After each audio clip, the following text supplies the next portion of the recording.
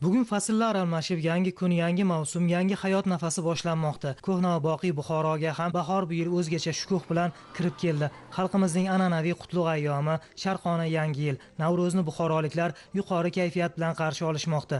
Viloyatning Kogon tumani shu vaqtga qadar ma'muriy markazga ega emasdi. O'tgan qisqa vaqt ichida amalga oshirilgan keng ko'lamli bunyodkorliklar sabab Niyoz Hoji massivida 10 dan ortiq davlat idoralari, ijtimoiy soha obyektlari, 50 ga yaqin ko'p qavatli uylar osladi. Hudud tom ma'noda kichik shaharchaga aylandi. Shundan bo'lsa kerak, kogonliklar bu yilgi Navro'z shodiyonalarini yanada ko'tarinki ruhda qarshilashmoqda. Tumandagi bayram tantanalari yoshlar, faollar, nuroniylar va keng jamoatchilikni islohotlardan kengroq xabardor qilish maqsadida yurish marafoni bilan boshlandi. Mazkur tashabbus o'z navbatida aholi o'rtasida tibbiy madaniyatni oshirish va sog'lom hayot tarzini ommalashtirishga qaratilgani bilan muhim ahamiyat kasb etdi.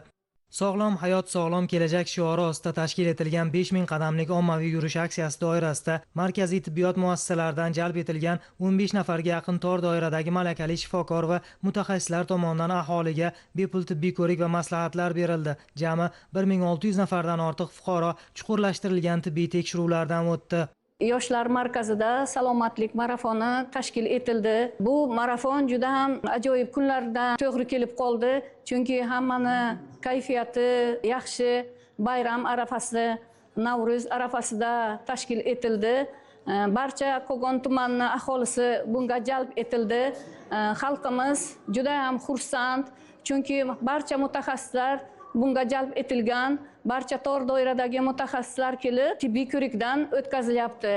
Yangilanish va yasharish ayyomi Navro'z munosabati bilan tuman markazidagi madaniyat va istirohat bog'ida kogonlik yoshlar uchun yoshlar sayli tadbirlari tashkil etildi. Mazkur keng ko'lamli tadbirda yoshlar, sportchilar, yosh san'at ixlosmandlari hamda jamoatchilik faollari taklif qilindi. Tadbir doirasida yoshlar o'rtasida sport bellashuvlari, milliy o'yinlar, ijodiy tanlovlar hamda madaniy konsert dasturlari o'tkazildi. Shuningdek, insholar va rassomchilik yo'nalishidagi ijodiy tanlovlarda yosh iste'dod egalari munosib rag'batlantirildi. Bayram tantanalari tuman madaniyat bo'limi xodimlari tomonidan tayyorlangan rang-barang badiiy chiqishlar bilan davom etdi. Ular ijrosida yangragan ona vatan, tinchlik va Navro'z bayramini tarannum etuvchi kuy-qo'shiqlar tadbirga o'zgacha fayz bag'ishlab, ishtirokchilarga ko'tarinki kayfiyat ulashdi. Folklor jamoalarining chiqishlari esa ushbu shodiyonaning badiiy va ma'naviy ruhini yanada boyitdi. Navro'zni ulug'lash, insonni ulug'lash shiori ostida Navro'z umumxalq bayrami, qadriyatlarimiz, milliyligimiz, necha asrlik milliy urf-odatlarimizni o'zida mujassam etgan Navro'z tantanalari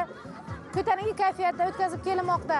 Xususan bugun Kogon tumanida ham yoshlar sayri Navro'z ayyomi arafasida tashkil qilinib, unda Kogon tumanining barcha o'sha yoshdagi yoshlari ishtirok etyapti. Bu yerda har bir yosh uchun o'zini iqtidorini, imkoniyatlarini namoyish etishga bo'lgan tadbirlar tashkil qilinganki, bu yerda kitobxon yoshlarimiz mushoira tashkil qilib, Navro'z arafasida o'zlarining kitobxonlik bilimlari ustida bellashmoqdalar.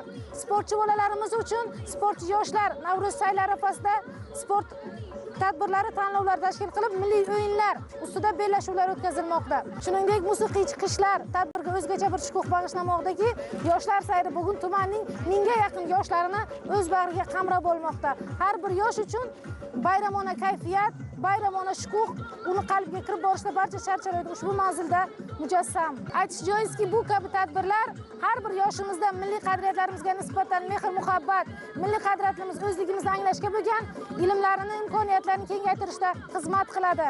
Asrlar osha xalqimiz qalbida yashab kelayotgan uning ezgu qadriyatlari va oliyjanob orzu intilishlarini o'zida mujassam etgan Navro'z bayrami Shofirkon tumanida ham o'zgacha shukuh bilan qarshi olinmoqda. Ushbu qadimiy ayyom inson va tabiat uyg'unligini tarannum etib, mehr-oqibat, bag'rikenglik, hamjihatlik hamda bunyodkorlik kabi yuksak fazilatlarni ulug'laydi. Shundan bo'lsa kerak, yosh avlod qalbiga ushbu an'analarimizni singdirish maqsadida keksa avlod vakillari o'z tashabbuslarini namoyish qilishyapti. Bugungi kunda prezidentimizning islohotlari yetib bormagan xonadon yo'q. Mana shu jumladan bizning mana hozir o'tirgan Chandir mahallamizda ham prezidentimiz islohotlarini samarasini ko'ryapsiz desam xato qilmaymiz. Bizni maktabgacha ta'limga faqatgina 7% farzandlarimiz qamrab olingan bo'lsa, bugungi kunda Buxoro viloyatida 93% qamrab olinyapti. Bu ham prezidentimizni ta'limga bo'lgan e'tiborlari samarasi deb bilaman. Va tinchligimiz uchun, xotirjamligimiz uchun, yurtimizdagi mana shunday farovonlik, to'qchilik uchun men prezidentimizga o'zimni cheksiz minnatdorchiligimni bildiraman. Bu minnatdorchilik faqat mening minnatdorchiligim emas. Men har kun xalq orasida yuraman, ota-onalar bilan birga yuraman.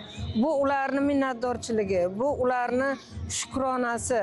Biz bu tinchlikka, xotirjamlikka har qancha shukronalar qilsak ham kam deb o'ylayman. Yurtimiz tinch ekanki, biz mahallalarimizda mana shunday shod-xurram bo'lib bayramlar qilyapmiz. Bu yilgi Navro'zning o'ziga xos xususiyati shundaki, u muqaddas Ramazon oyi bilan uyg'unlashib, xalqimiz uchun yanada fayzli va barakali bo'lmoqda. Bu esa yurtdoshlarimizni mehribonlikka, saxovat va muruvvat ko'rsatishga undayapti. Hasharlar, obodonlashtirish ishlari, bunyodkorlik tashabbuslari bayram ruhini yanada mustahkamlayapti. Shu ma'noda olib qaraganda Navro'z yangilanish, poklanish va ezgulik bayramidir. Ana shu ezgu an'analar tuman markaziy o'yingohida o'tgan bayram dasturida yaqqol ifoda topdi. Mana bugun e'tibor bergan bo'lsangiz, yosh qari, keksa yoshlarimiz barchasi bayram shukuhida. Buning hammasiga sababchimiz yurtimizning tinchligi, prezidentimizning olib borayotgan odilona siyosatlari deb bilaman. Men bir munis ona, Shofirkonning fidokor bir ayoli sifatida farzandlarimizni, yurtimizni ma'naviy sog'lom o'sishda, O'zbekistonimiz gullab yashnashiga hissa qo'shamiz. Navro'z olamning insonparvarlik, tinchlik va bag'rikenglik kabi qadriyatlariga uyg'un va hamohang ekani, xalqimiz turmush farovonligi, osmonimiz musaffoligida o'z aksini topmoqda. Navro'z bu yosharish bayrami. Navro'z bu uyg'onish bayrami. Xalqimiz Navro'z boshlanishi bilan ekin-tekinlar dehqonchilikni boshlab yuboradi. Shofirkon tumani o'tgan yili dehqonchilik bo'yicha ancha yutuqlarga erishdi. Lekin bu yil juda katta marralar olingan. Shu marralarni egallash uchun dehqonlarimiz ishlarni boshlab yubordilar. Meva sabzavot ekinlari, paxtachilik, don, ayniqsa mana donchilikka juda katta e'tibor berilyapti. 100 sentner marra olingan. Mana bu marrani egallashga dehqonlarimizga omad tilaymiz. Hammani mana shu yasharish bayrami, Navro'z bayrami, bahor bayrami bilan chin qalbdan tabriklayman. Uzoq umr, sog' salomatlik tilayman. Navro'z olam bizni butun borliqni, avvalambor yer va suv, hayvonot va o'simlik dunyosini, sof havoni asrab-avaylab, ona tabiatga mehribon farzand bo'lib yashashga da'vat etadi. Bu qadriyatlar ayni shu bayram sabab avlodlar qalbiga ham ko'chib o'tmoqda. Shundan bo'lsa kerak, xalqimiz Navro'zni mana shunday yuksak shodlik va katta orzu-umidlar bilan qarshi olyapti.